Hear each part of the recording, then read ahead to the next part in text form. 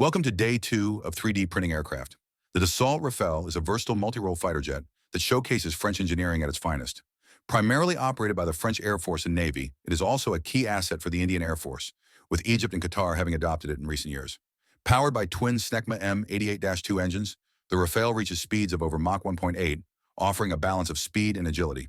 Its distinctive design, with a delta wing and canards, ensures exceptional maneuverability at both high speeds and low altitudes. The aircraft is fitted with advanced avionics, including state-of-the-art radar and an integrated electronic warfare suite, providing superior situational awareness and the ability to track and engage multiple targets simultaneously. In terms of specifications, the Rafale has a length of about 15.3 meters and a wingspan close to 10.9 meters. It features up to 14 hardpoints for an array of weapons, ranging from precision-guided munitions to air-to-air missiles, and carries an internal 30-millimeter cannon.